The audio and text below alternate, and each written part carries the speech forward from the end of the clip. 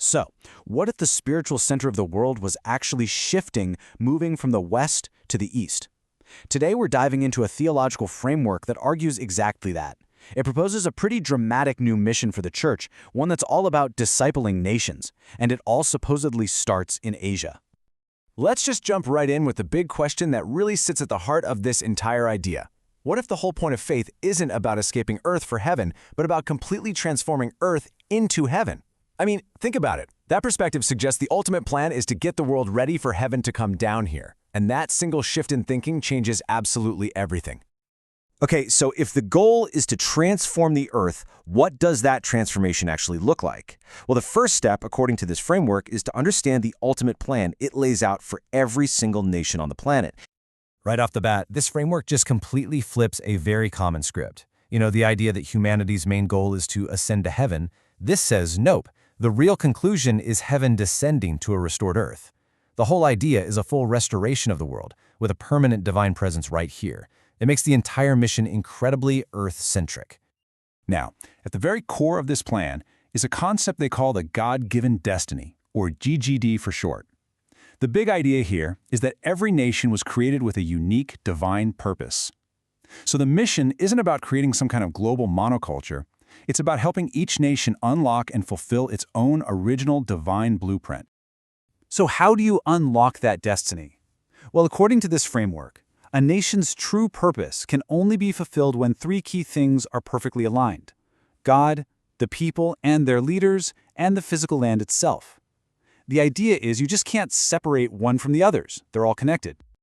All right, so with that foundation in place, this idea of a unique destiny for every single nation, we can finally tackle the core mission itself. What does it actually mean to disciple a nation? This is a really crucial distinction they make between two different gospels.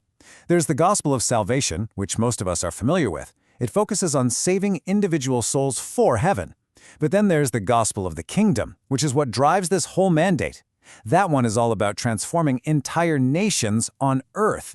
Its goal isn't just about getting people to heaven, but preparing people to govern a restored world. And this one quote from the source material really just nails that shift in scale. The argument is that the original command was never just about making individual disciples in a country, but about making the nation itself a disciple. I mean, that implies transforming its entire culture, its government, its social systems, the whole shebang. And now we get to what is probably the most dramatic claim in this entire framework: a massive prophetic shift. The argument is that the spiritual center of gravity for the entire planet is moving, and it's moving decisively from the west to the east. The key piece of scriptural evidence they offer for this shift is this verse from Ezekiel. The word east here is interpreted not just as a direction on a compass, but as a specific geographical region where a final, major spiritual movement is going to come from.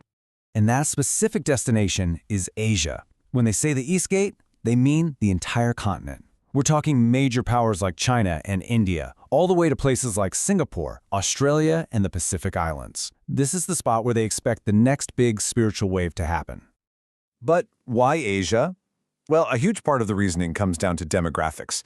It's simple math. With 2/3 of the world's entire population living there, the argument is that the greatest harvest of souls that's been prophesied for the end times, it has to happen where most of the people are. Now, this framework doesn't just leave the West behind. Instead, it gives it a totally different job. The Western Church's mission is called revival. It's about redigging the wells of past spiritual movements.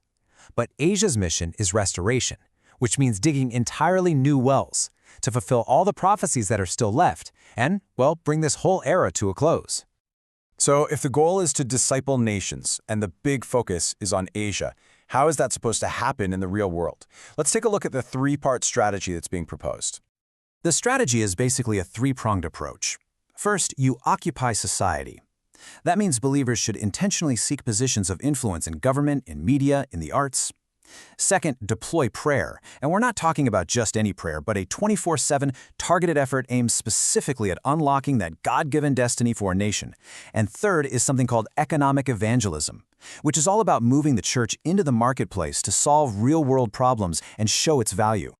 And get this, there's a very specific and very urgent timeline attached to this whole strategy. It actually pinpoints 2022 as the start of a critical 7-year window of preparation. This period, which ends in 2029, is seen as the final countdown to the year 2030. And that year is prophesied to be the beginning of the era of the Ekklessia, which they see as not just the church we know, but a functioning, visible, divine government on earth.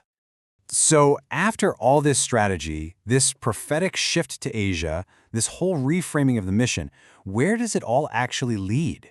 Let's break down the stated end goal of this entire plan. The end game can pretty much be summarized in 4 big interconnected aims. First, unite the global church. That unity is needed to fulfill all the remaining prophecies, which then allows every nation to be restored to its unique destiny. And all of this is seen as the necessary prep work to get a fully transformed earth ready for the return of Christ. So the final picture they paint isn't one of destruction, but of fulfillment. In this vision, every single nation, having finally achieved its true purpose, brings its unique glory and honor, its culture, its innovations, its destiny, and contributes it to the New Jerusalem, which now resides right here on earth.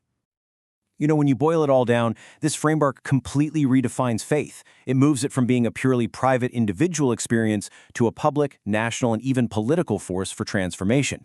And it leaves us with a pretty critical question. What happens to a society and to faith itself when its main goal becomes discipling the entire nation? That's definitely something to consider. And that's the explainer.